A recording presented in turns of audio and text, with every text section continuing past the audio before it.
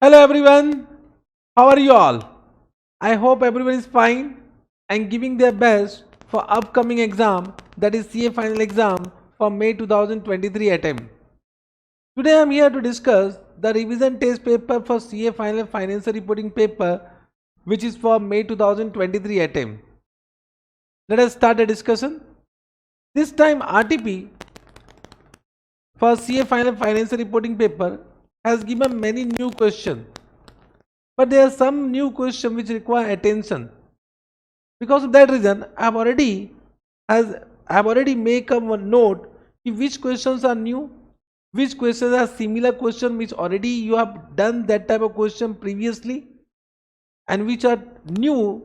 But new does not mean it requires attention. The new may be a simple question. So I have just make a note which questions are new, which questions are similar, so that you can have a note for that before going to the RTP. But there are some questions which require attention. Can I say any question which require attention need to be done properly before exam? Because if similar questions comes in exam, you should know what are the point of that question which require attention, so that you can do correctly in exam hall. Understood? So you can see I have already make a note. You can also make a note for that. Correct? So you can see question number 1, question number 2, question number 4, question number 5, question number 6, question number 8, question number 10, question number 14, question number 17, question number 18, question 19 are newly inserted question. When I am saying newly inserted question, it does not mean it is difficult. They may be simple or they may require some attention. So there are some questions which require attention. So can you say that question should be done properly before exam? It does not mean the other question you should leave. But that type of question which are very simple, can you see you can understand by your own by reading the solution, that does not require any special point from my point of view. I hope you are understanding. So what are that question which require attention? Just give a mark on that question number. So from my point of view, question number 3, which is for Index 19, require attention. Means it similar type of question we have done, but that question from my point of view has some error in the question, so that I need to inform you, otherwise you will be confused with the solution. Understood? Then question 5 based on Index 101 is totally new and also require attention. Question 6 which is of Index 23, it is also a new question, but it requires some attention because it is a for the first time they have asked that type of question in RTP. Correct? Then question number 8, question number 10, which is based on India's 116, is also a newly inserted question, require attention for a particular point. Correct? Question 14, which is based on India's 33. However, it is easy, very simple. You can understand, but there is also one particular point which is given for the first time in the question that we need to understand, that point require attention. Then question 17, which is of Index 109 and Index 24, also a newly inserted question that also require attention for a particular point. Question 19, which is Index 34, however similar type of concept we have done in class, but for the first time they have asked one question based on that concept and therefore require attention. Means till now they have not given any question based on that concept. For the first time they have framed such type of question, therefore require attention. So you just mark down that these questions require attention. Are you getting? Other questions may be similar or may be new, but does not require attention for a particular point. It means that question can be done by you, that question can be understood by you while reading the solution only. Correct? But it does not mean I will take only these questions, I will take all the questions. Even though simple, even though it require attention, I will take all the question into consideration in this video. I hope you have understood. So can we start with the question? So we will start with question number 1. Are you getting what I am saying? Can we start? Yes sir, we can start. Come to question number 1.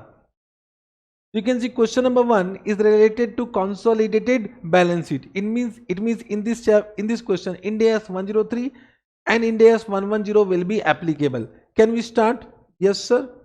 Yeah. Yes. Now what is given? Question number 1, high speed limited manufacture and sales car.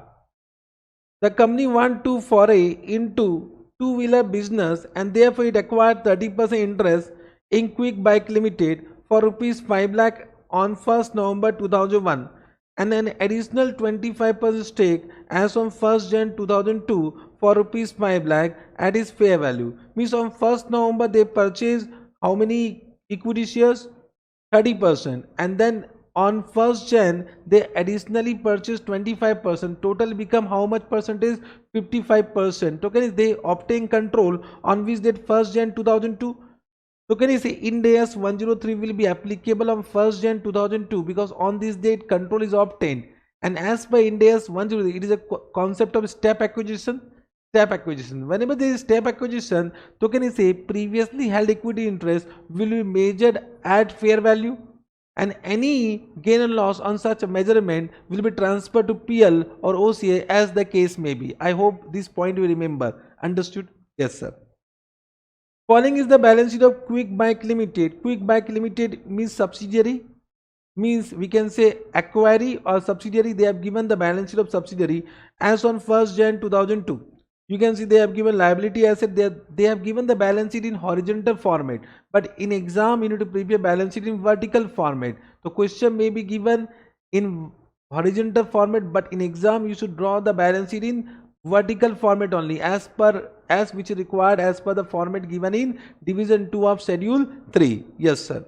So you can see liability they have given equity and liability, share capital, reserve, trade payable, and they have given carrying value as well as fair value. So fair value they have given for liability we require because as per Ind AS 103 on initial recognition on assets and liability will be recognized at fair value in the books of acquirer, means in the books of parent company. Yes, sir.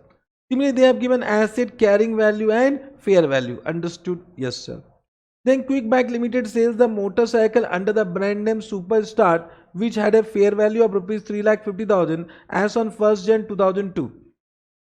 So they have given that acquiry means subsidiary company has a brand whose fair value is what? 3,50,000. Now as per Ind AS 103, Ind AS 103 is that any self-generated asset which was not recognized in the books of what? Acquiry will be recognized in the books of, will be recognized or can be recognized in the books of what? Acquirer, if it meet a definition of intangible asset. So if it meet a definition of intangible asset, will recognize what? Such intangible asset in the what? Books of acquirer, even though it was not recognized in the books of acquiry. Understood? Yes, sir.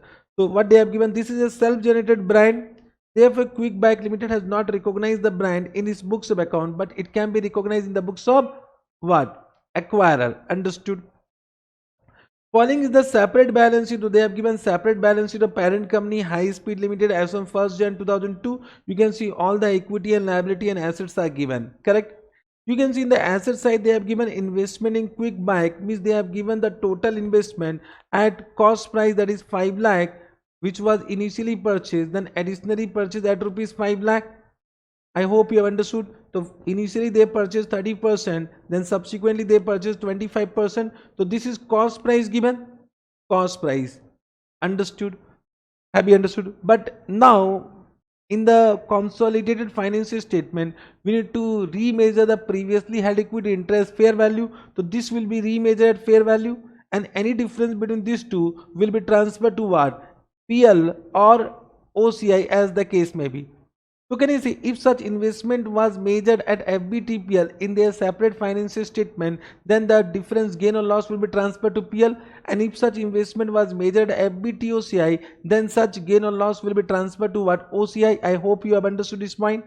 Correct. Now if question is silent, always it will be transferred to PL, means by our own will not transfer it to OCI. Got it? Yes, sir. In relation to acquisition of Quick Bike Limited, you are required to pass the necessary journal entry to give the effect of business combination in accordance with Ind AS 103. At acquisition date 1st Jan 2002, NCI is measured by the entity at fair value. It is given the question that NCI will be measured fair value. It is given the question, correct, will what? Apply the information given the question. Whenever NCI is measured fair value, so we recognize full goodwill. We recognize full goodwill. Provide working note, ignore deferred tax implication. So we are not supposed to calculate deferred tax on initial recognition of assets and liability at fair value. So ignore that concept. Yes, sir. Prepare the consolidated balance sheet of High Speed Limited as on 1st Jan 2002. Very simple question, newly inserted question, but very simple. I hope you have understood. Correct? Understood? Yeah. Can we do this? Yes, we can do this. So let me do the solution. Means I'll give you the journal entry. Once you have understood journal entry and working note, you can prepare the balance sheet by your own. Understood? So can we start? We are doing question number 1.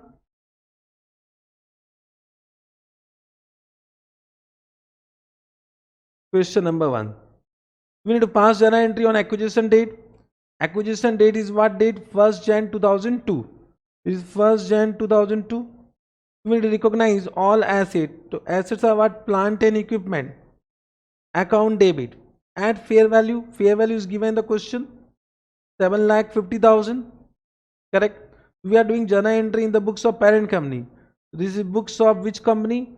Books of High Speed. High Speed, na? The name of the, it is, what is the name? High Speed Limited. Okay, sir. Understood? Yes, sir. Then we'll recognize investment is given, investment in bonds. At fair value, how much? It is given 5 lakh. Then we recognize trade receivable of ICAI. The fair value is given how much? 50,000. Then we'll also recognize spread. It will be recognized at what fair value, even though it was not recognized in the balance sheet of which company? Quick Limited. Yes, sir. The fair value is given 3,50,000. Correct. Then we'll also recognize the liability. Liability we have trade payable. Trade payable. And the fair value is given how much? It is given 1 lakh. Correct? Understood. Then we'll de-recognize the investment. We'll de-recognize the investment in what? Quick Bike Limited. Quick Bike. The total carrying amount of the investment is coming 10 lakh. This is nothing but 5 lakh is the previously held equity interest and 5 lakh is the purchase consideration paid for additional acquisition on the date when the control is obtained. Correct. So this is PC and this is the previously held equity interest. Understood? This much? Correct. Then we need to measure NCI at fair value. NCI will come at fair value, but the fair value of NCI is not given. Whenever we need to measure NCI at fair value and fair value is not given, so it will be proportionately calculated based on the fair value of consideration paid on the date of acquisition. What is the fair value of consideration paid? Can I say for 25%, the fair value of consideration paid is 5 lakh. This is the fair value as on the date of acquisition. So can I say NCI? NCI will be how much? The total holding of parent company in this question, it is what? 30% plus 25%. So NCI will be what? 100 minus 55%, that is equal to what? 45%. I hope you understood. So for 25% fair value is 5 lakh. So how much for 45% we can calculate? So how much for 45%? It will be 5 lakh divided by 45%. 5 lakh divided by what? 25% into what? 45%. I hope you have understood this point. So this is coming how much? Can you calculate it? I have calculator. I will calculate. You will also calculate. 5 lakh divided by 25 into 45. It is coming 9 lakh. So 9 lakh become what? The NCI fair value. Correct. Now we need to also calculate a gain or loss on measurement of previously held equity interest. So previously held equity interest, what is the carrying amount? Carrying amount is 5 lakh, but we need to find out what fair value of such previously held equity interest, because it will be measured at what? Fair value. So what is means this is 30%. For 30%, we need to find out what is the fair value. So once again, we can say for 20%, the fair value is 5 lakh on the date of acquisition. So for 30%, what is the fair value? Same proportionate calculation will do. We will do 5 lakh divided by 25 into 30. That is coming 6 lakh. 6 lakh is the fair value. What is the carrying amount? Carrying amount is 5 lakh. So it will be increased by 1 lakh. So 1 lakh become gain. 1 lakh become gain, and this gain will be transferred to PL. Correct. So we write on 2 what profit and loss account, or you can write on gain on measurement of previously held equity interest, which will be transferred to PL. So how much gain will come? 1 lakh. Understood this point? Have you understood this point? And any difference this journal entry will be goodwill or gain on bargain purchase as per Ind AS 103. So any difference, can you calculate difference? The difference coming how much? It is 7,50,000 plus 5 lakh plus 50,000 plus 3,50,000 minus 1 lakh minus 10 lakh minus 9 lakh plus 1 lakh, that is 10 lakh. It is coming how much? Some mistake I have done. 1 second. 7,50,000 plus 5 lakh plus 50,000 plus 3,50,000 minus what? Is coming how much?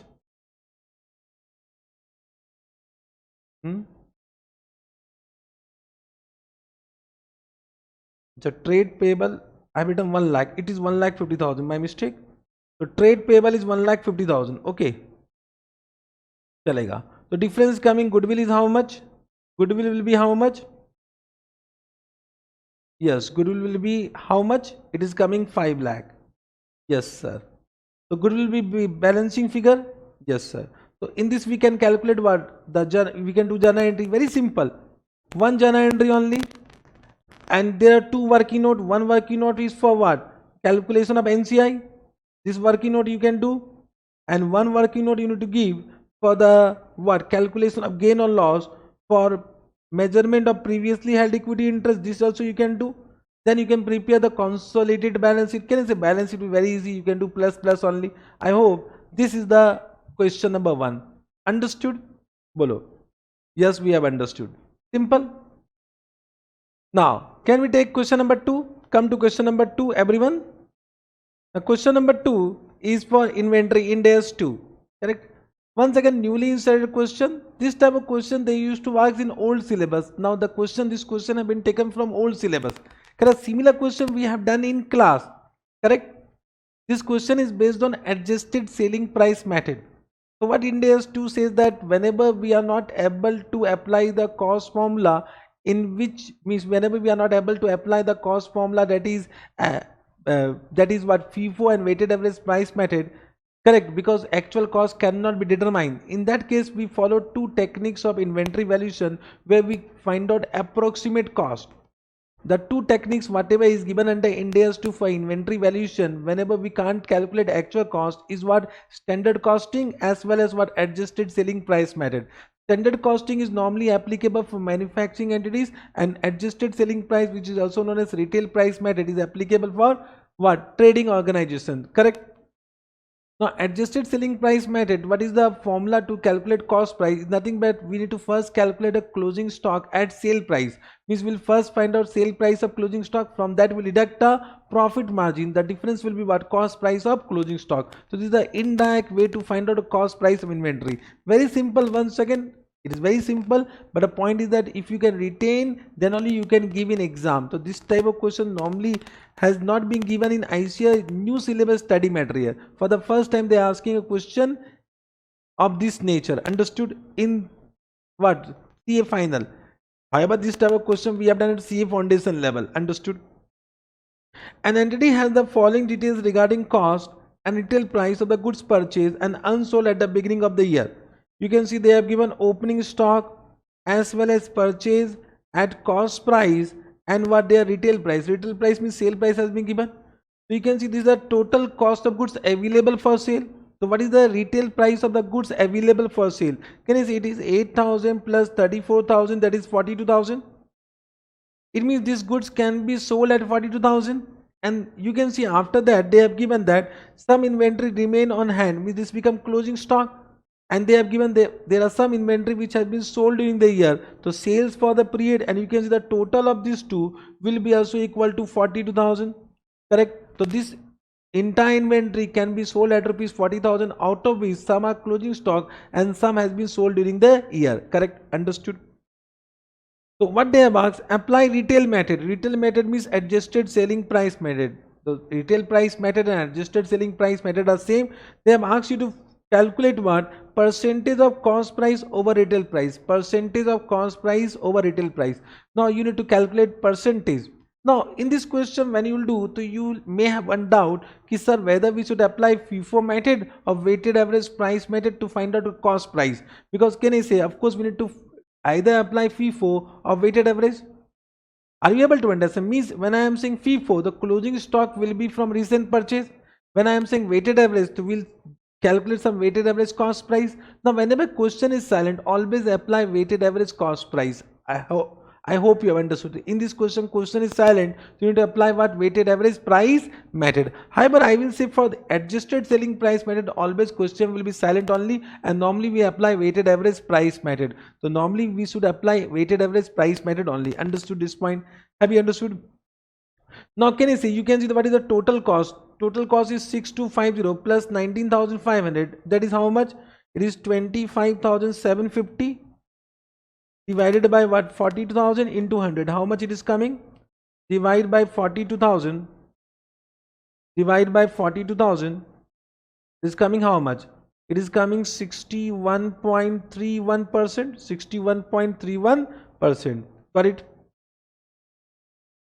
Understood this point? Very simple. I said newly inserted question, but very simple. Then you need to find out cost price of closing inventory. So they have given sale price. You can see they have given 23,000. Correct? Now you can apply the percentage of cost over retail price. So you can apply this percentage, 61.31%. So 23,000 into 61.31%. That is how much? It is coming 14,101. Understood? Correct. Or what you can do, from sale price you can deduct profit margin. The profit margin will be 100 minus 61.31%. That way also you can calculate. I hope you have understood. Then you need to find out value of cost of sales at cost. You need to now find out cost of sales. So they have given sales during the year. What is the sales during the year? 19,000. 19,000 is the sales value. So to find out cost, you will do into 61.31%. So how much it is coming? 19,000 into 61.31%. That is coming how much? 11649 you can do. Have you understood? Correct. Now the sum total of these two should be equal to 25,750 only. Just check whether you are doing correct or not. It is 14,101 plus 11,649, and you can see it is nothing but 25,750. Understood? Now the last point they have asked, profit earned during the year. So profit earned during the year will be sale price minus cost price. So sale price was 19,000. Cost of sales is 11,649. So it is how much? 19,000 minus 11,649. It is coming how much? 7351. Understood? Correct? Very simple. Very simple. Understood? But when you compare my solution with the ICAI solution, normally I think that any student will do in this way only. But let us compare the solution with ICAI solution. Let us compare what the solution has been given. Let us check. You can see when the solution you will check. Got it? 1 minute. Let us come to the solution first. Let us come to the solution. You can see in the solution they have given cost percentage of retail price 61%, means they have done some rounding off. Normally percentage should not be rounding off, means we should round off the amount, but we should not do any rounding off in percentage, because if you do rounding off in percentage it will have some material difference in the amount. So from my point of view, they should not be rounding off done in percentage, but in ICAI solution they have done rounding off. Now of course in exam, if you want to do the same, if you want to follow the same solution, you can follow it. Correct now, but normally we don't do rounding off in percentage. So my solution is also correct. Are you getting what I am saying? Yes sir. And I hope you will follow the solution whatever is given by me, because that only you will do in exam. Correct. Then closing inventory, because percentage rounding up done has been done, so closing inventory is coming 14,030, and our answer is what? It is 14,100. So there is some difference. Yes sir. Similarly, cost of sale there will be some difference, and of course in profit also there will be some difference because of approximation. Because of approximation, that difference coming, but both solutions are correct. Both solutions are correct. Understood? Question number 2 also you have understood. Now let us come to question number 3, that is based on Ind AS 19. From my point of view, in this question there is some small mistake, and because of that reason in solution also there is some mistake. Means I think while drafting the question there was some mistake. So that mistake we need to understand. I hope you have understood. Correct. Let us start the question. In DS 19, what they have said, from the following particulars, compute the net defined benefit liability and the expense to be recognized in PL account. So we need to just calculate the net defined benefit liability. When I say net defined benefit liability, so can I say it is nothing but closing balance of defined benefit obligation less fair value of plan asset at year end. So we need to first calculate a closing balance of DBO as well as closing balance of plan asset, and the difference between that will be net defined benefit liability at year end. Then they have asked you to calculate the expense to be recognized in PL account. When I say PL account, so can I say it is nothing but only PL component of SOPL, because there are two parts in SOPL. One is PL and OCI. So some expenses are recognized in PL and some expenses are recognized in OCI as per Ind AS 19, but they have asked only the expense to be recognized under PL account. I hope you have understood. PL account means only PL, but I will just inform you what are the expenses to be recognized in OCI. If they ask what are the expenses to be recognized in SOPL, so SOPL means both PL and OCI. Understood this point? Yes. So what the information has been given? Defined benefit obligation, plan asset. They have given information for current year as well as previous year. Correct? Current year as well as previous year. Means can it's from previous year you can find out a closing balance of previous year, that will become opening balance of current year. Understood? Yes sir. So balance at the beginning they have given 63.25 and 47.08. So can I say because they have given opening balance of current year, so from my point of view this previous year information was not required. Previous information was not required, but because they have given, so we'll use that information. Then current service cost, can I say current service cost will be charged to PL. Interest cost, can I say interest cost net of interest income will be also charged to PL. Then changes in demographic assumption, changes in financial assumption, you can see, and they have given experience variation. So this is nothing but actuarial gain or loss, means it can be either actuarial gain or actual loss on defined benefit obligation. So this actuarial gain or loss arises from changes in assumption can be either financial assumption or it can be demographic assumption, or due to some changes in experience, means experience adjustment.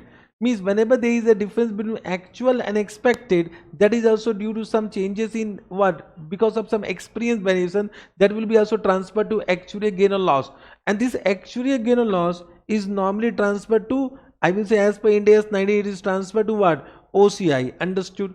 Correct. So this is actuarial gain or loss on what, DBO.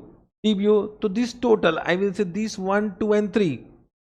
1, 2 and 3. Can I say if it is increasing the liability, it is a loss.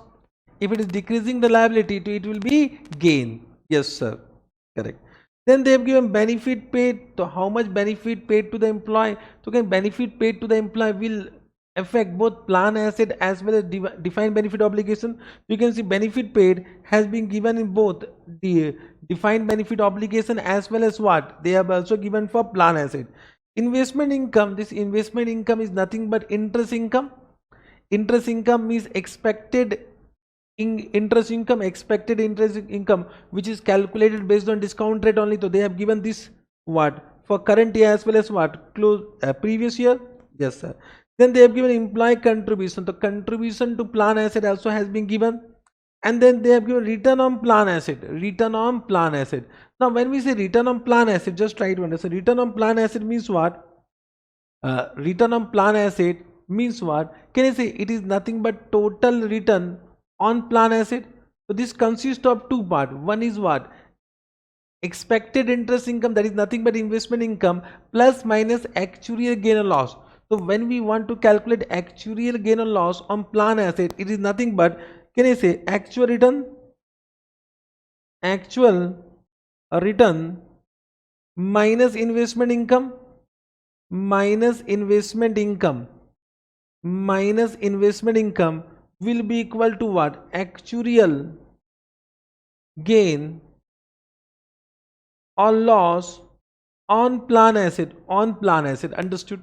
Means, can I say this, when you are adding return on plan asset, there is no need to add investment income, because return on plan asset will consist of both investment income as well as actuarial gain or loss. But you can see this is the only mistake. Means they have not given the total. Means when you will see the solution, then you can identify there is some error in the question only. Means from my point of view, by referring the solution, means when I see the ICAI solution, it should be actuarial gain or loss, but they have given it return on plan asset. It means, can I say, first we need to calculate actual gain or loss, and that should be adjusted in plan asset, because already investment income has been added. So we are not supposed to add once again return on plan asset. I hope you are understanding. Are you able to understand what I am saying? Correct? So this is, I will say, there is some mistake in this point. If we refer the solution, means if I'll do the new solution based on the question, I will not consider return on plan asset. We'll first calculate actuarial gain or loss, and that will be adjusted in plan asset account, because already investment income is added. Can I say, if actual return is different from investment income, so that will be what? Remeasurement gain or loss. It is considered as remeasurement gain or loss. That is nothing but actual gain or loss on plan asset, and this will be also transferred to what? OCI. Means actual gain or loss, not return on plan asset. So this will be transferred to OCI, and this investment income will be transferred to PL, net of interest cost. Understood this point? Correct? Now let me come to the solution. Can we do the solution by our own? Yes. So we'll draft the solution.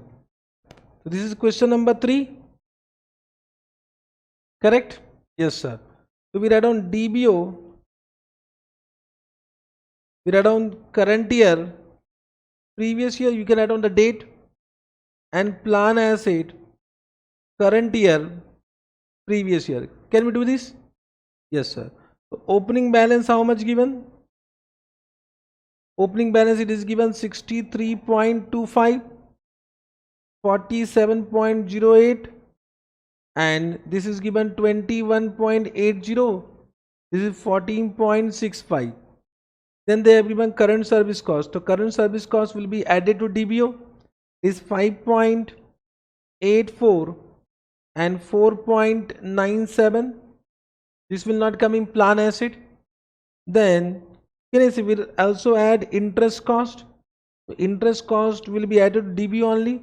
So interest cost, how much given? 4.27, and it is 3.56. Then they have given changes in demographic assumption, changes in financial assumption, and experience variation. So you can add all. I could add on plus or minus actuarial gain or loss on DBO. Understood? So this is nothing but remeasurement gain or loss on DBO. So can we do the total? It is 0.62 plus 3.58. So 0.62 plus 3.58 minus what? 2.49. It is 1.71 plus, it will be plus. Then previous year it will be how much? 1.86 plus 1.93 plus 4.46 is equal to 8.25. 8.25. Have you understood this point? Correct. Then there is a benefit paid. So we'll do minus benefit paid. Minus benefit paid. So benefit paid in previous year, it is 0.61 minus from this, and 0.61 minus from this. Then there is one interest income. So we'll do plus interest income. Interest income will be added to what? Plan asset. So interest income, how much given? It is 1.47 and 1.12. Correct? Yes, sir. Then they have given contribution to plan asset, is contribution received by plan asset. To contribution, how much they have given? It is 8.00 and it is 7.00. And then they have given return on plan asset. Now, if they have given return on plan asset, so from my point of view, return on plan asset will not be added to the plan asset, because return on plan asset consists of investment income and actual gain or loss. So, if you have already added investment income, you are not supposed to once again add actual return. So, from my point of view, you need to calculate what? Actuarial gain or loss on plan asset. I hope you are understanding. Are you able to understand what I am saying? So what is the actual return of previous year, current year and previous year? Actual return is what? It is given because you will take the information from the question only now. So how much actual return they have given? Check करेंगे, it is 2.12 and 0.35 negative, correct? And what is the investment income? Interest income, it is 1.47 and 1.12. Understood? So your expectation was this, actual was this. So there is an, for previous year there is an actuarial loss. I hope you have understood. So how much actuarial loss? How much actuarial loss that we need to find out. So actual return is negative and your interest income is positive. So it means there is an actuarial loss of what? It will be 0.35 plus 1.12 1.12 plus 0.35, because this minus this, so automatically it will be added. Now both amount will be added. It is 1.47 negative. Understood? And in this case you can see actual return is what? Positive, means actual return is more than expected income. So there is an actual gain. So how much actual gain? It is 2.12 minus 1.47. 2.12 minus 1.47. How much? 0.65. 0.65. So this is gain. This is gain and this is loss. Understood what I am saying? The gain will increase the asset and loss will decrease the asset. So what you should do, from my point of view, it should be 0.65 and this should be 1.47 negative. Means you can see ultimately the total of these two will be equal to actual return. Means you can see 1.47 plus 0.65 is equal to 2.12, and this is what? 1.12 minus 1.47. 1.12 minus 1.47, it is negative 0.35, that is only coming. So this is my solution, but it is different from ICAI solution. I hope you are understanding the mistake. You can see either in the question or in the solution. Understood? Now when you will calculate it, now just calculate it. 14.65, 0.61 minus, so 14.65 minus 0.61 plus 1.12 plus 7 minus 1.47 minus 1.47, it is coming how much? 20.69. So you can see the opening balance should be what? 20.69, but in the question they have given 20.80. This is the mistake I am saying in the question. Means if you add return on plan asset, the same opening balance is coming. Just try to understand what I am saying. What is the return on plan asset? Means instead of this, if you add 0.35, are you getting what I am saying? Then your answer will come same. Check करेंगे what they are saying. 14.65, 0.61 minus plus 1.12 plus 7 minus 0.35, when you are doing it is coming how much?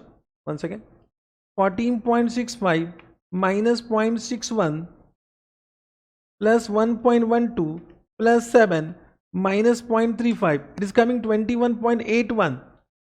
So you can see approximately equal to the opening balance whatever is given for current year. Are you getting? So there is some error in the question only.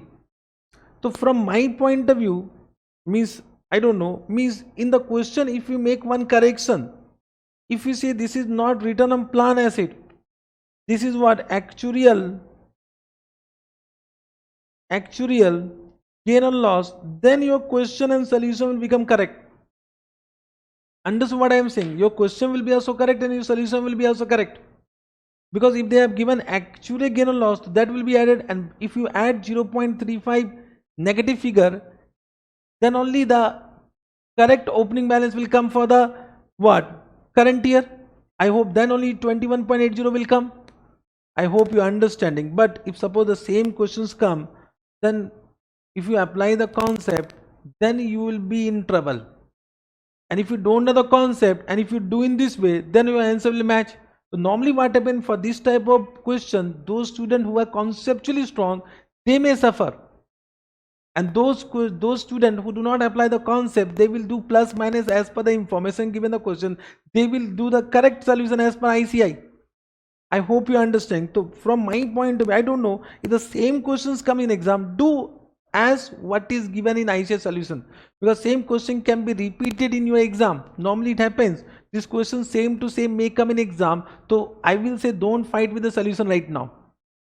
Do as per whatever is given ICAI solution. But from my point of view, if ICAI has corrected the question, so what correction they will do? Instead of return on plan asset, it should be actually gain or loss. I hope you are understanding.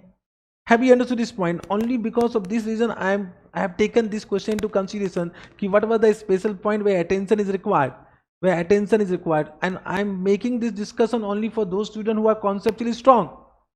Those who are not conceptually strong, they will not be able to find out the mistake given in the solution. And those who are conceptually strong, they will struggle when they will read the solution. I hope you have understood. Have you understood my viewpoint? Correct. Balance all is same, means now once you have done in this way, you can find out what this balance, then you can find out what is transferred to PL, what is transferred to what SOPL, PL and OCI, and what is be transferred to balance sheet. The balance answer is simple. Now let us come to the solution given by ICAI.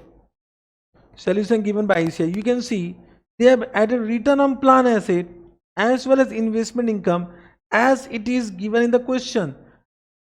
Are you getting? And you can see the closing balance is coming 21.80, which is equal to what? Opening balance of current year. And then this answer is coming. Similarly, we can do plus minus for what? DBO. This will become closing balance, and same opening balance is given for current year, and you can find out closing balance. Only one changes I will say. This is not return on plan asset. This is actually a gain or loss on plan asset. Have you understood? Have you understood this point? Yes, sir. Correct.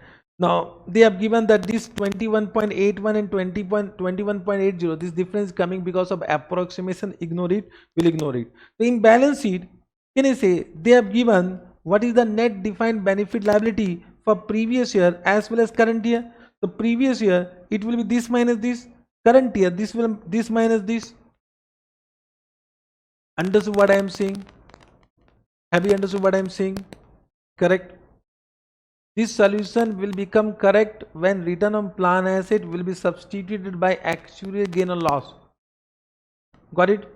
But what I am saying, if same questions come in exam, do the solution given by ICAI, otherwise you will be struggle in exam, because then what will happen if you will calculate actual gain or loss, then your closing balance will not match with opening balance given the question. Then you will be confused in the exam what actually the question is, whether you are doing mistake or question is wrong. Understood? Yes, sir. Then they have given the statement of PL, how much expense will be transferred to PL account in previous year and current year. You can see current service cost, interest cost, net of interest income. Normally this will show net of what? Interest income in what? SOPL, means this will be 4.27 minus what? 1.47, and 3.56 minus what? 1.12. Understood? Got it? Have you understood? Now of course if they say OCI, so OCI will be what? OCI, can I say OCI will be this amount, actual gain or loss, plus minus this actual gain or loss, whatever you have calculated or given in the question. This will be transferred to OCI. This will be transferred to OCI. Understood? Have you understood this question? Bolo. Yes, sir. Now let us come to the next question. Question 4 based on Ind AS 102 is very simple question. I will read and I will read the solution. You will be able to understand. Entity A run a copper mining business. Entity has a year end 31st March. Dividend declared on the shares accrued to the employee during the 3-year period. If the condition is made, the employee will receive the shares together with the dividend that has been declared on those shares during the 3 year up to 31st March 2003. Means there is a question of what? ESOP only, because they are saying if the condition is made, the employee will receive the shares together with what? Dividend that have been declared on those shares during the 3 year up to 31st March 2003. The entity estimated on 1st April 2000 that its shares are valued at rupees 10 each. So shares were valued at rupees 10 each. The grant date fair value of each share is rupees 10. They have given grant date fair value of shares. Grant date fair value of shares. Understood? Entity A prepare annual financial statement for the year ended 31st March, and on 1st April 2000 it estimated 800 shares will vest. So 800 shares will vest. Correct? Yes, sir.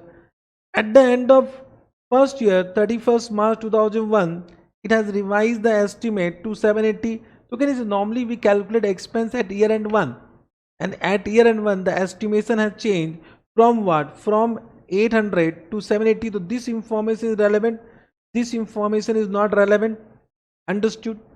At 31st March 2002, it has further revised the estimate to 750, and 750 shares vest on 31st March 2003 based on the number of employees still employed on that date. Understood?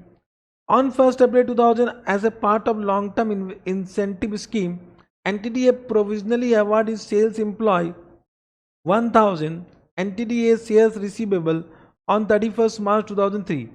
Examine the accounting treatment for the above share-based award based on satisfaction of condition that the sales employee must remain in the employment until 31st March 2003. The requirement to remain in employment is a service condition and would not be reflected in the fair value of shares award. We know that there are two types of conditions: service condition and what? Performance condition. So normally service condition is not considered for determination of fair value of option on grant date. The service condition is always considered to determine the number of options to be vested during vesting period. Correct? That information has been given. Even though you ignore that information, you will be able to do the question.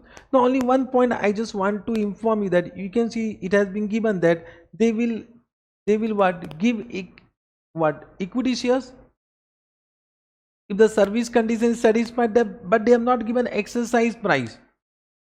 They have not given exercise price. Means in this question exercise price is nil. Means can I say whenever EP is nil, then fair value of shares will be equal to what? Fair value of option. So in this question you can see the fair value of share has been given. So fair value of shares will be equal to what? Fair value of option whenever EP is exercise price is nil. Whenever exercise price is nil. Understood this point? So in this question, why the fair value of option has not been given? Because exercise price is nil. Exercise price is nil. Understood? Now you can do the question. It is very easy. We'll do the from solution only. You can see year and 1. What will be the calculation? How many employees? 780 employees. What is the fair value of shares on grant date? 10 into 1 by 3 will do. So this will come 2600 expense for the first year. Then year end 2 will do reassessment. Now 780 employee becomes 750 employee, which are expected to vest the option, into 10 into 2 by 3. So this amount will come to what? The total amount you will calculate. From this total amount you will deduct 2600. They have done minus 2600. It is coming 2400. So it was how much? 750 into 10 into 2 divided by 3. It's coming 5000. So 5000 minus 2600 is coming 2400. Last we will take we'll calculate based on actual number of employee. Actual number of employees 750 into 10 into 10 into 3 by 3 you'll do. It is nothing but 7500 minus 5000 you'll do. That will be what? 2500. This expense will be recognized. What journal entry you'll do? EB expense to SBP reserve. EB expense to SBP reserve. SB expense to SBP reserve. This amount you'll do. Correct? Understood? Simple. Very simple. I hope understood. No explanation required. Correct? Yes, sir. Now, can we come to the next question? The next question is based on India's 101 newly inserted question and attention is required. Correct? Good question. If same questions come, you should understand the solution properly. Okay. Question 5. ABC Limited is a public limited company, is in the business of exploration and production of oil and gas and other hydrocarbon related activities outside India. Correct? Means any entity which is engaged in the business of exploration and production of what? Natural resources. So normally India's 106 will be applicable for that particular business, and India's 106 is not in our syllabus. So this question is actually not based on India's 106. It is based on the first time adoption of what? First time adoption of India's, means it is based on India's 101. So don't think about this nature of business. Correct? Yes, sir. It operates overseas project directly and through subsidiaries by preparation in various joint arrangement and investment in associate. The company was following accounting standard as notified by company's accounting standard rules until 31st March 2001. However, it has adopted Indian accounting standard with effect from 1st April 2001. So with effect from 1st April 2001, so of course we need to apply Ind AS 101, correct, for the first Ind AS financial statement. Means we need to prepare opening balance sheet for this particular year based on what? Ind AS 101. Now we know that Ind AS 101 has given many exemption for retrospective application. I hope you remember. There are some mandatory exemption. There are some what optional exemption. You remember? Yes, sir. Now, goodwill recognized in accordance with AS 21 and AS 27 was due to corporate structure and the line by line consolidation of subsidiaries and proportionate consolidation of jointly controlled entity financial statement, which were prepared on historical cost convention.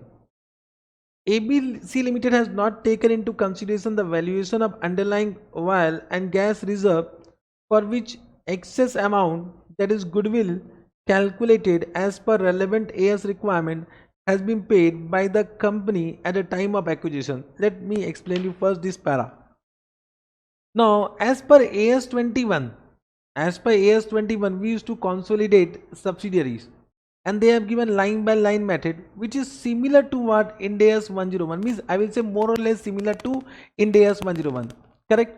Only the difference, I will say major difference was that in case of AS, but the NCI was not, we don't used to measure at fair value.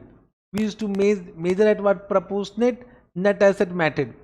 And therefore under AS there was no concept of what? Full goodwill. There was only a concept of partial goodwill. Understood? But now in AS we know there is a concept of full goodwill as well as partial goodwill. Understood this point? Now as per AS 27, any joint venture, for that we used to apply proportionate consolidation method. Proportionate consolidation method means what? Proportionate assets and liability and proportionate goodwill be recognized in the consolidated financial statement. Suppose there is a joint venture of 40%, so we will recognize 40% asset, 40% liability, as well as that 40% what? Goodwill, as per calculation of what? Goodwill calculation. Understood? This is proportionate consolidation method. Correct? Now for joint venture, can I say Ind AS 28 is applicable now? However, Ind AS 111 is applicable for joint arrangement. Now, Ind AS 111 says that there are two type of joint arrangement. One is joint operation, one is joint venture. Now, for joint operation, the accounting treatment is given under Ind AS 101, and for joint operation, they have given proportionate consolidation method only. Means proportionate asset, proportionate liability will be recognized. Correct? But for joint venture, they used to say that we need to apply equity method in consolidated financial statement. So there is some difference between AS and Ind AS for joint venture. This much you understood? Correct. I hope this much you understood. Now ABC Limited has not taken into consideration the valuation of underlying oil and gas reserve for which excess amount has been paid. So can I say, means just try to understand, because we have some reserve for extracting some natural resources. So we have a right for extraction. Can that right is a one type of intangible asset? So when we acquire the business, so we acquire the right also. So some excess amount has been paid for acquisition of such right, and that right will be an intangible asset. That right will be an intangible asset. Now what they have said, कि they have not recognized that right separately under accounting standard. Correct? So as per their previous gap, they have not recognized such intangible asset for which excess amount has been paid. Correct now? Excess amount has been paid. So that intangible asset was not recognized separately in their financial statement based on accounting standard. Means can I say whatever excess amount has been paid is included in the amount of goodwill only? Correct? Means suppose, just try to understand, you are paid purchase consideration 100 lakh and tangible asset you acquire 80 lakh.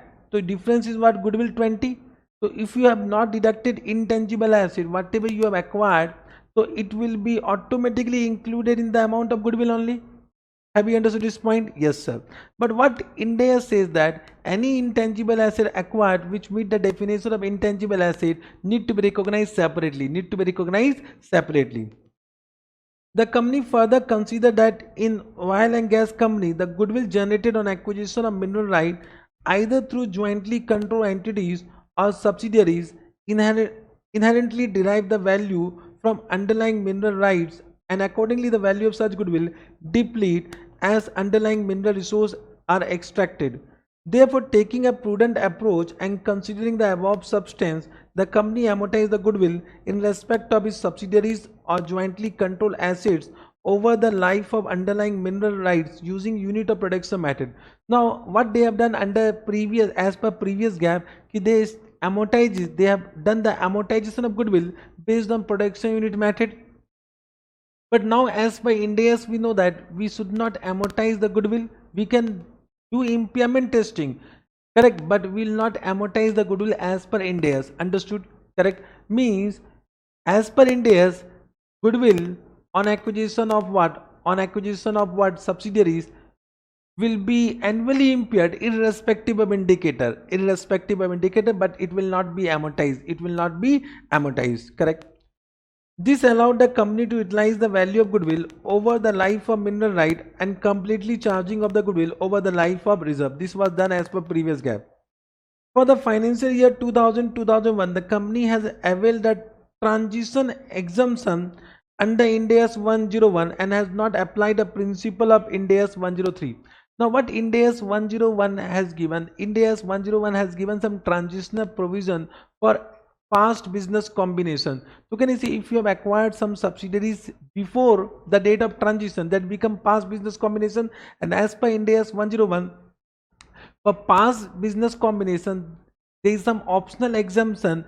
They are not supposed to restate retrospectively, means there is no need to apply Ind AS 103. Are you reading? So can I say whatever you have done as per previous gap, that only will be considered in the opening Ind AS balance sheet as per Ind AS 101.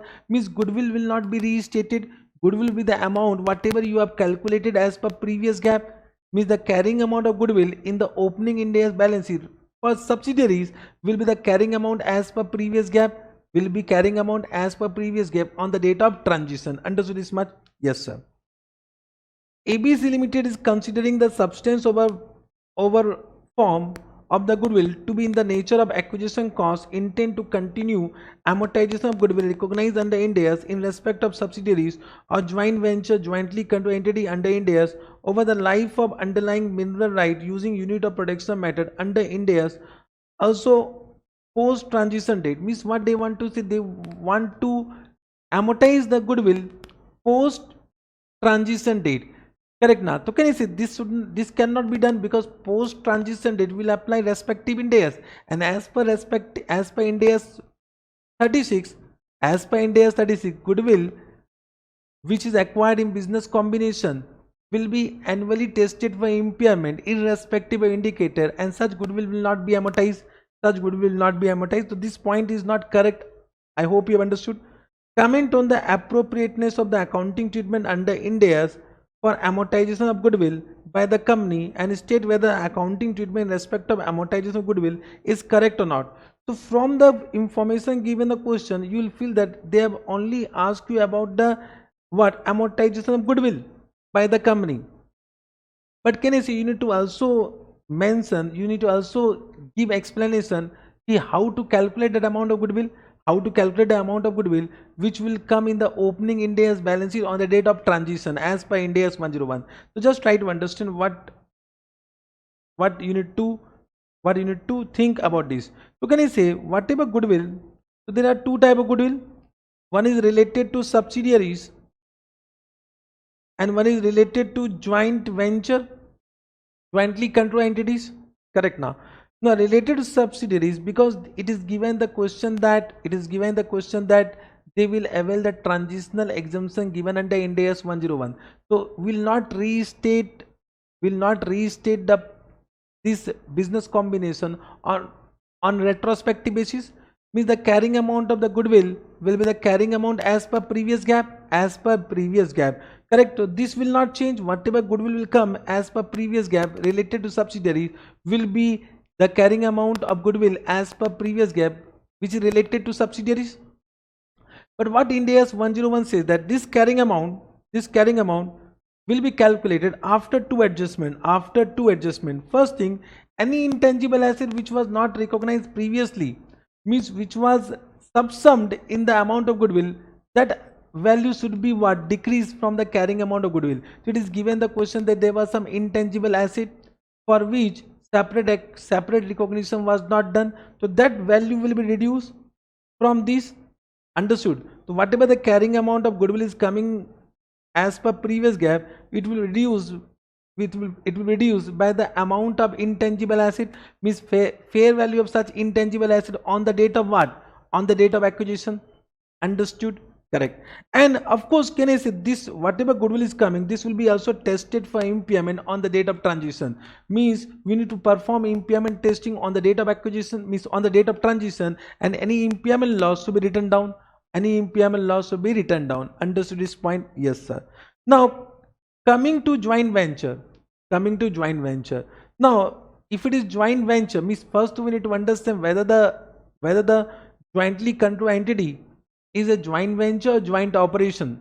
Correct. Now so what everyone just try to understand what Ind AS 111 says, that if it is structured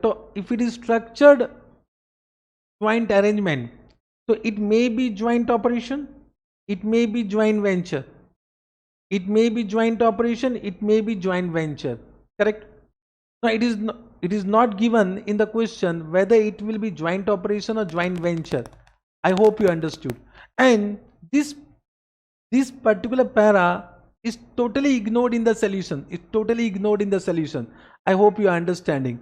So can I say you can also give answer related to this. So when I am saying it is joint operation, so of course you will apply PCM only. And if it is PCM, so whatever goodwill is coming here, the same answer will be continued, means no additional answer will be required.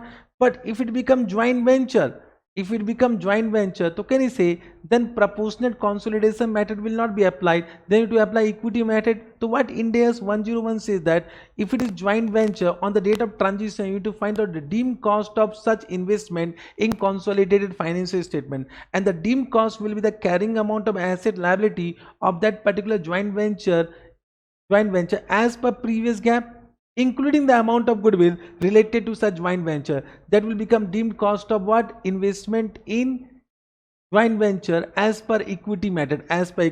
So we can calculate it. This particular answer has not been given in the suggested solution. So you may have a doubt why they have not given a reference for this. Understood? Have you understood? You can read now the answer. You will find out what type of answer they have given. I hope you have understood the question. Have you understood the question? Correct. Just read the solution once again. How to draft the answer you will be able to understand. Chalega? Understood? Question 5 also completed. Now can we start another question? Let us come to question number 6, which is nothing but Ind AS 23. Correct. Good question. Attention is required. This is a good question. However, initially whatever solution was given by ICAI in this RTP was not correct, but now they have corrected it. The solution is now corrected. Okay. LT Limited is in the process of constructing a building. The construction process is expected to take 18 months from 1st Jan 2001 to 30th June 2002. So 18 months, can you say it is substantial period of time. So of course the asset will be a qualifying asset. It is given also that building meet the definition of qualifying asset. LT Limited incur the following expenditure for the construction: 1st Jan 2001, 30th June 2001, 31st March 2002 and 30th June. Means if you draw the timeline, so you can see the construction will actually fall in 3 different accounting period. It started on 1st Jan 2001. Okay, this is 31st March 2002. This is 31st March 2001, sorry. This is 31st March 2001. Correct now? This is 31st March 2002. And this is 31st March 2003. It was completed on 30th June. 30th June. You can see this is what the construction period. This is 3 months. This is 12 months. Again 3 months. Total become 18 months. Correct? Yes, sir. Then what they have given? On 1st July 2001, LT Limited issued 10% redeemable debenture of rupees 50 crore. So on 1st July, you can see on 1st July means somewhere यहाँ पर on 1st July 2001. Correct? So can I say on this date, actually the expenditure is also incurred and borrowing cost is incurred. So this is the date when capitalization borrowing cost will commence as per Ind AS 23. Means can I say during this period, because there was no borrowing cost, the question of capitalization will not arise. So this borrowing cost will be charged to PL. This borrowing cost will be charged to PL. Understood? Have you understood this point? Yes, sir. Now, the proceed from the debenture from the part of company's general borrowing. It is a general borrowing which it used to finance the construction of qualifying asset, that is building. LT Limited had no borrowing general specific before 1st July 2001 and did not incur any borrowing cost before that. It is understood from that point because they have given only one debenture, only one borrowing. LT Limited incurred 25 crore construction cost before obtaining general borrowing on 1st July 2001, pre-borrowing expenditure, and 25 crore after obtaining the general borrowing, that is post-borrowing expenditure. I will say this point they have given only to confuse you. You can see it is understood because this is what? Pre-borrowing period and this is a post-borrowing period. Understood what I am saying? So before that, it is given the question that on 1st Jan they have incurred how much expenditure? 5 crore. Then on 30th June means on the last, on 30th June on this day they have incurred 20 crore. This become 25 crore. Then once again on 31st March 2002 they have incurred 20 crore and on 30th June they have incurred what? 5 crore. So this become 25 and this is also 25. This information means this para was actually not required. They have just given to confuse you regarding one point that I will discuss. So what they are saying, this become is pre-borrowing expenditure, this post-borrowing expenditure. Understood? Yes, sir. For each of the financial year 31st March 2001, 31st March 2002 and 31st March 2003, calculate a borrowing cost that LT Limited is permitted to capitalize as a part of building cost. Correct? Understood. So let us do financial year wise. Correct? If I come to the solution now, here is for the year ended. For the year ended 31st March 2001. Correct? Because there is no borrowing cost, therefore no capitalization. No capitalization. Understood? Have you understood? I think no explanation required. No explanation required. Then we'll come to year end 31st March 2002. First we need to find out what is the capitalization period. Here is the capitalization period will start from 1/7. So this is how many month? 9 months. So one thing is clear that 9 month 9-month capitalization will be done. Now the question is that we'll take which expenditure. So any expenditure which has been incurred before the availment of loan, whether that should be considered. So what Ind AS 23 says that will not make one-to-one relationship. Will never make one-to-one relationship. We'll find out how much expenditure has been incurred during this capitalization period. So already can I say this 5 crore and 20 crore has been incurred. So we will say that this has been taken from what general borrowing only. It is from general borrowing pool. Understood what I am saying? Correct. So we'll do capitalization for that expenditure which has been incurred before the availment of loan. Means we need to find out what is the carrying amount of qualifying asset, and we need to find out average carrying amount of qualifying asset during that capitalization period, irrespective of whether the expenditure has been done during that capitalization period or before that capitalization period. Understood what I am saying? Have you understood? So can I say on this 5 lakh and 20, on this 5 crore and 20 crore also will do capitalization? Also will do capitalization. I hope you have understood. Have you understood this point? Correct. Means can I say for year end this can I say on will take 5 crore, and for that because this is already incurred before capitalization period, we'll do 9 by 12 capitalization. Then 20 crore because this is also incurred before capitalization period, so on that also we'll do 9 by 12. But on 31st March 2002 20 crore was incurred. So can I say 20 crore was incurred on 31st March 2002. So normally we will not calculate for one day. So we'll do what? 0 by 12 because it was this was expenditure incurred on the last day. Have you understood this point? So this will be how much? 5 into 9 by 12. Sorry, 5 into 9 divided by 12. Coming 3.75 crore. Then 20 into 9 divided by 12. It is coming what? 15. And this will be 0. So what is the average capital expenditure? Yeah, average carrying amount you can say. Average what? Expenditure on qualifying asset. So this will be 3.75 plus 15. Coming 18.75. And on 18.75 we'll apply capitalization rate because there is only one borrowing. So capitalization rate will be equal to what? The rate given in the question. So what will be the borrowing cost which will be capitalized? It will be 18.75 into the rate of interest. What is the rate of interest given? Rate of interest is how much? Correct? You can see the rate of interest is 10% only. So you will do into 10%. Is 1.875. This much capitalization will do. Understood?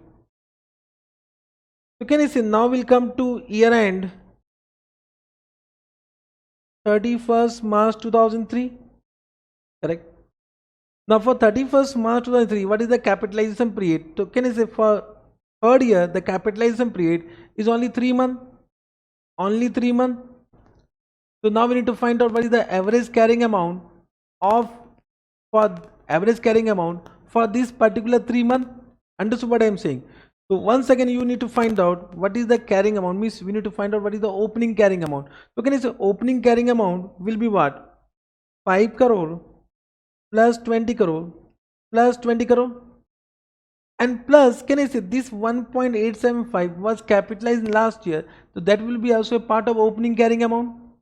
Opening carrying amount. So this will be also added now. 1.875 will be also added into what? You will do 3 by 12 because capitalization period is 3 by 12, 3 months. Understood? So this becomes 5 plus 20 plus 20 plus 1.875 is equal to, this is what? 46 point, this is what? 46.875 into you will do 3 by 12, which is coming what? 11.72 you can do. And then some expenditure was incurred on 31st March, 30th June 2002. No, I think all expenditure we have taken na. 30th June. So this expenditure was incurred on 30th June 2002. So on the last day of capitalization period, last day. So you will take 5 crore, but for 0 month only. I hope you have understood. Correct now. Understood this point. You will take what? How much you will take? 5 crore. But you will do 0 by 12 because it was incurred on the last day of capitalization period. Yes sir. So this will become 0. This will become 11.72 crore. Now the borrowing cost which will be capitalized for this year will be 11.72 into 10%, which is equal to 1.172. Have you understood this point? Simple. Got it? Correct. So new means I will say this type of question was not given previously. So a good question, attention was required. I hope you have understood. Correct. Normally student will do mistake here. So be careful about this point. Got it? So this will be also a part of opening carrying amount because this was previously capitalized. Understood? So what Ind AS 23 says that any expenditure on qualifying asset to calculate the average expenditure on qualifying asset, previous borrowing cost which has been capitalized will be also included. Understood? This has been given under Ind AS 23 only. Got it? Yes sir, we have understood. Let's see what the answer has been given. Come to the answer. We can see answer for the first year no capitalization. For second year you can see weighted average expenditure is 18.75. We have also done the same. It is 10%, 1.875. You can see 9 by 12, 9 by 12, 0 by 12. Correct. Then for the last year you can see 11.72. That only we have done. You can see for these all this we have taken 3 by 12, and for 5 it is 0 by 12. And the same answer is coming. We have done 10%, 1.172 we have calculated. 1.172 we have calculated. Understood? Good question, can be asked in exam. Alright, I hope whatever we have discussed till now you have understood. So for this session this much only. So balance RTP question I'll come with the next part. Means what I have decided I will do, I will make 4 part of this RTP, because if I will take all the question one part you will not be able to consume it. Correct? What you should do for getting the notification for the RTP, you need to subscribe my channel. So I will say subscribe my channel for getting the notification when the RTP is coming. Of course you have, most of you have subscribed, but if you have not subscribed my channel, you need to subscribe the channel for getting the notification for the next RTP video. Also in the description of the video I'll give the link of my Telegram group where you can ask me doubt. So if you are appearing for the coming attempt, means May 2023 attempt, I'll be there to help you for all the doubts. The link will be given for the Telegram group in the description of this video. You can join that Telegram group for any doubt.